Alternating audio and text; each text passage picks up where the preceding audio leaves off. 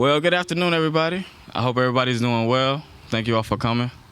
My name is Eric Sims, a recent graduate from The Ohio State University. Graduated this past May in public management, leadership, and policy, and I specialize in civic engagement and community leadership. I'll start off telling you a little bit about what brought me here, and then, after that, I'll introduce the mayor. So, a little bit about me and who I am. From Cincinnati, Ohio, first-gen college graduate, recently graduated from Ohio State in May. A lot of my work has been involved with working with the inner city youth. Throughout my career at Ohio State, I spent a lot of time working with the Department of Social Change, and I was a site coordinator for the Buckeye Reach program, connecting Ohio State students to incarcerated youth at Circleville Detention Facility. So that was a thorough process, connecting Ohio State students of various backgrounds and degrees and interests, and connecting them with incarcerated youth of a population of people often deemed disposable and often deemed forgotten. And so being able to connect Ohio State students who have a different path and connecting them with inner city youth, or not inner city youth, but incarcerated youth at Circleville Detention Facility, that was a wholesome experience, and that kind of tipped off my involvement in social change. Fast forward to graduating from Ohio State this past May,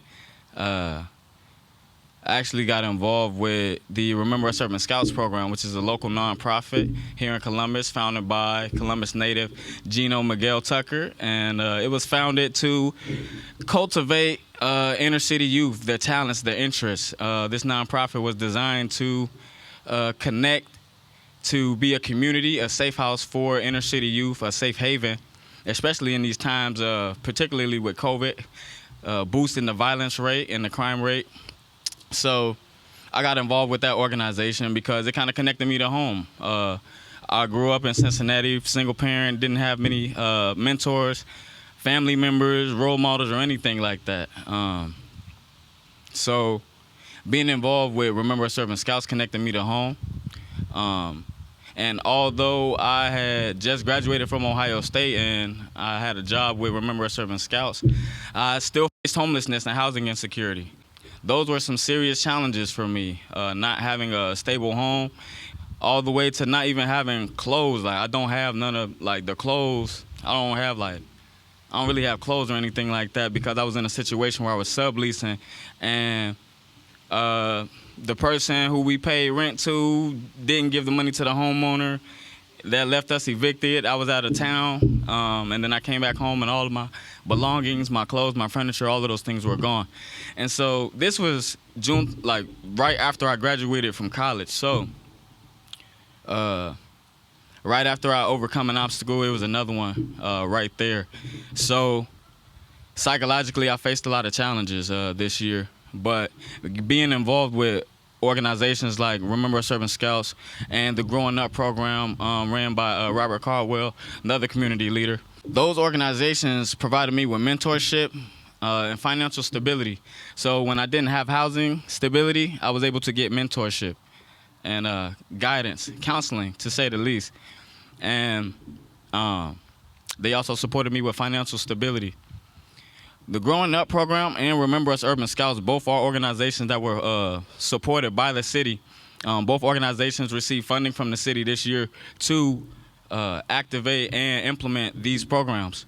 Me being a college graduate, I'm not the typical individual you would think needs help, because I'm a brilliant individual. Not to say everyone else isn't, but to say I've experienced tremendous adversity, I've overcome tremendous adversity, and I've done things that I didn't have a role model to teach me how to do, and I've done them well. So I'm not the typical individual who you would think would need help. Even when you see me now, you might not think I would have issues with housing, issues with family support, issues with just life in general. You wouldn't think I would have issues. You may even think I had everything figured out, but I don't. Honestly and authentically, I don't have it all figured out. Although I did just graduate from Ohio State, although I am first gen, I don't have it all figured out, and I am experiencing tremendous adversity. But organizations like Remember Us Urban Scouts and the Growing Up program have supported me through this process. And I point out that I'm not the traditional person you think would need help because I'm 24 years old, I have a degree from college, and I'm a black male, and I have a degree, and you often don't see that. And so, you wouldn't think I would need help. But I am somebody who has needed help and who has been assisted. Organizations like the Growing Up program have supported me with the mentors that I needed. And I forget who said it, but they said the key from moving from one level of economic standard, one level of poverty to the next level is through mentorship. So mentorship is the key to educating people and allowing them to liberate themselves. Is through mentorship. In retrospect, mentorship is a key to helping people elevate and liberate themselves and allow them to get to where they would like to be in life. Organizations like Remember Us Urban Scouts and the Growing Up program have been supported by the city, and they have been making impact on people like myself, the non-traditional person who may need help. A lot of people that we are targeting are dealing directly with violence. They deal directly with substance abuse. They deal directly with housing insecurity. They deal directly with food insecurity. They deal directly with family issues and neglect and things like that.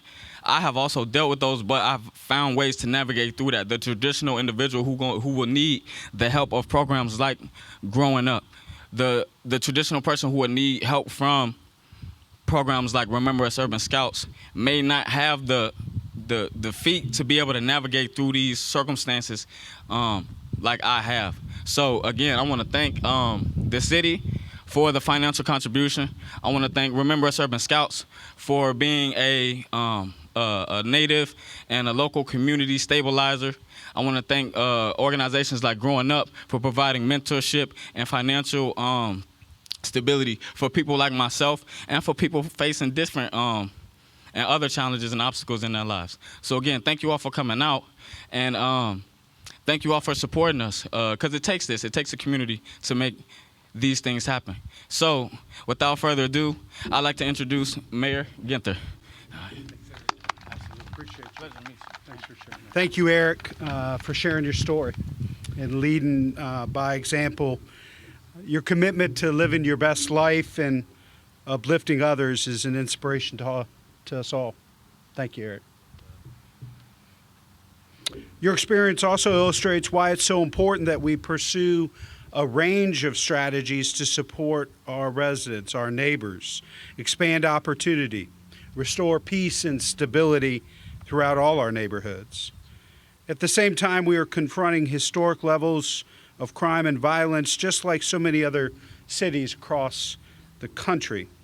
Last week, the FBI reported a 30% increase in homicides nationwide in 2020, the largest single-year increase since the Bureau began measuring this statistic 60 years ago. Although we're still working to identify the exact causes and turn back these trends, we know that we cannot simply arrest our way out of crime. We must leverage every resource and engage with every partner to reduce crime through prevention and intervention as well. As you all know, we have and will continue to create and expand programs to intervene at the earliest stages in the cycle of violence in ways that we hope will empower individuals to avoid or reject dangerous, destructive, and ultimately criminal behaviors. As you heard from Eric, the city launched Growing Up, a program for young men in Linden run by the men of Linden. Robert Caldwell's here today, as well as Adam Troy. They brought me this idea and proposal and initiative when we sat down in Linden just over a year ago, and now it's in action supporting folks like Eric in our neighborhoods and so many others. Since the program began in August, we've already connected with more than 75 young men to make them aware of vital tools and resources like employment training and life skills management. Dozens are registering and enrolling to participate, and through mentors and champions, we'll learn how to tap into, like Eric said, unlimited potential, laying the foundation for lasting success in our community. In March of this year, we launched the VOICE program that stands for Violence Outreach Intervention and Community Engagement, in partnership with Columbus Public Health, Recreation and Parks, and Ohio Health's Grant Hospital. VOICE is a hospital-based violence intervention program that recognizes the complex nature of violence and victimization. VOICE works with gunshot, wound, stabbing, and assault victims between the ages of 18 and 40. The goals of the program are to build strong relationships with individuals at risk for violence, using the power of relationships for change, connect individuals with needed support and social services, reduce re-injury, and decrease recidivism. To date, VOICE has enrolled 28 clients who are all actively pursuing life plan goals. Reroute is another initiative through which we're addressing a range of social issues through early intervention and support services. Commander Weir will share more on this in just a few minutes, but let me give you just a couple of highlights. As you know, CPD uses evidence-based decision-making to identify individuals under the age of 24 who are most likely to be involved in gun violence, either as a suspect or as a victim. CPD refers those individuals to Recreation and Parks and/or the CARE Coalition within Columbus Public Health. Those community partners use caseworkers and interventionists to locate and provide outreach to the identified individuals and their families. This was so successful in Zones 1 and 2 that we expanded it citywide earlier this year. To date, 59 young people have been contacted and 46 have enrolled for programming and services. At the same time, we're actively analyzing the circumstances surrounding incidents that have already occurred in a plan laid out by renowned criminologist David Kennedy. Through GVI, or Group Violence Intervention, we're working to identify individuals and groups, trends, and geographic boundaries to focus our resources where they can do the most good for the most people. To tell you more about this work, I'll turn it over to Assistant Police Chief LaShawna Potts. Chief Potts? Thank you, Mayor Ginther. Since arriving in Columbus 3 months ago, Chief Bryan and I have had no higher priority than the safety of our residents. That means maximizing every resource at our disposal and doing everything that we can to build upon the exceptional work our officers do every day to decrease violence and improve safety. One of the most promising tools we have is the Group Violence Intervention Program, pioneered by criminologist David Kennedy and a national network for safe communities. GVI has shown success in reducing gun violence in cities across the country. You might know it better by its name used by other cities as Operation Ceasefire. GVI is based on a fact that proven true in city after city, including here in Columbus. A large percentage of the violence is being driven by a very small segment of this population. The same people responsible for that violence are also at the highest risk of being victimized themselves. The GVI strategy brings together a network of community stakeholders, law enforcement, community members, and social service providers to engage directly with those groups whose members are most likely to shoot or to be shot. The Kennedy team has conducted an analysis of serious violence here in Columbus, working with this division and our law enforcement partners. Today, we can share some of the key findings of this review. Columbus Police has identified 17 active street gangs and groups comprised of approximately 480 group members.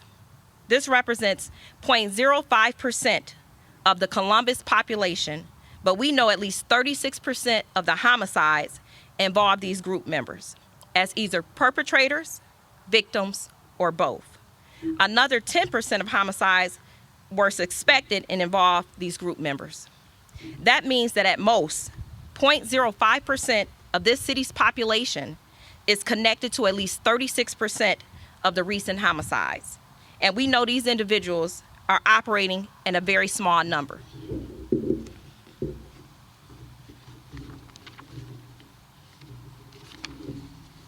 Group violence intervention has repeatedly shown that cities can reduce violence when community members, law enforcement join together to directly engage with active violent street groups and clearly communicate three things. 1, a credible community message against violence. 2, a credible law enforcement message about the consequences of further violence. And 3, a credible and genuine offer to help for those who want to take it. I know firsthand about the GVI success model working in the city of Detroit. And through this partnership last year, I saw a 34% reduction in gang-related incidents, a 6% reduction in gang or group-related non-fatal shootings and fatal shootings. And as of last year, Detroit expanded its model to include youth programming, which allows 78 students who were in impoverished schools to obtain their driver's license. It reduced behavior violations by 62%, reduced chronic absenteeism by 37.5%, and increased pro-social attitudes by 64%. Pro-social attitudes is what they felt about the police department. As the chief and I have stated since we arrived in Columbus, you cannot depend on policing alone to reduce crime. The findings I shared with you are merely a roadmap. The real work of implementing the group violence prevention intervention here is still ahead of us. The GVI model is not a quick fix. It is a sustained community effort. This takes commitment by all of resources and time. This program is in its infancy stage here in Columbus, but in cities across the country, done correctly, it has produced tremendous results. We believe it has significant potential to drive down violence in the city of Columbus.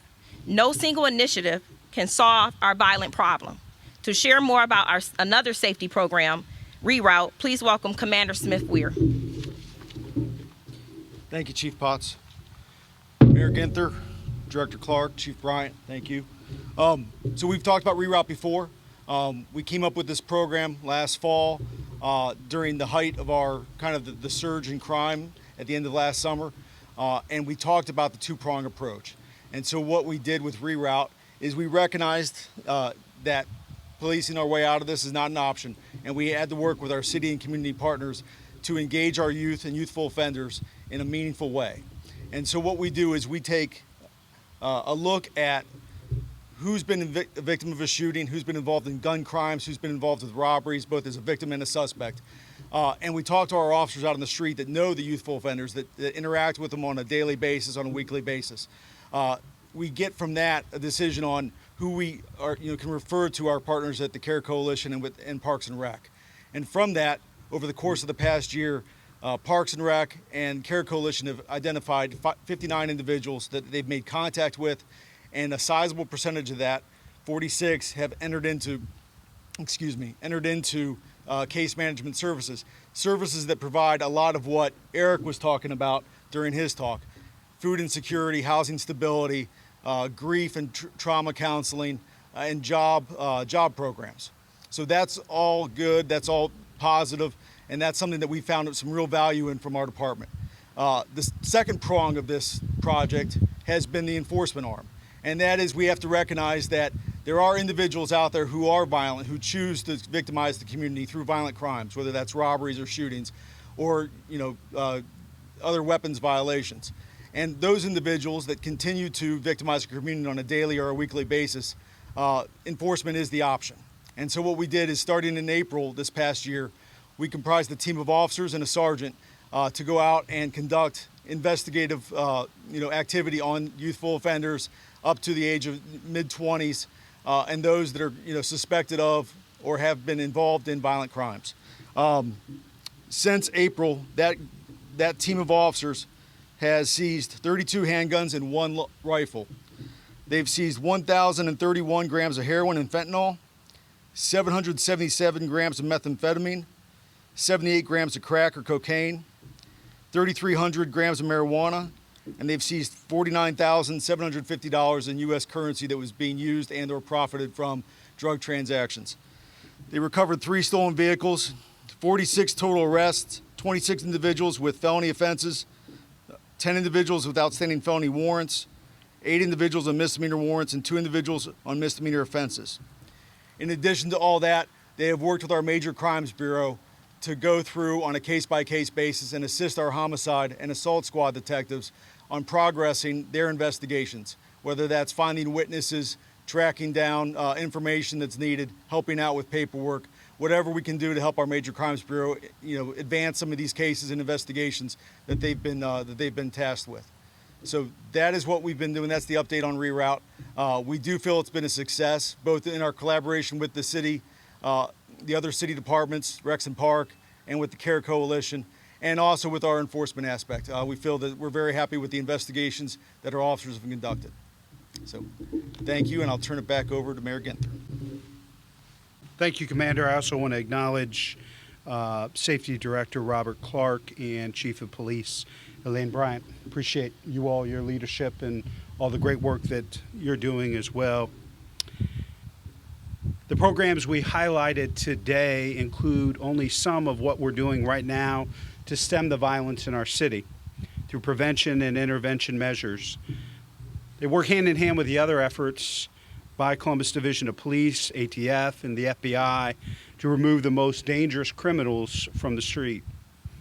We'll continue to refine these programs to maximize their effectiveness while also continuing to identify, launch, and support new programs with proven records of success.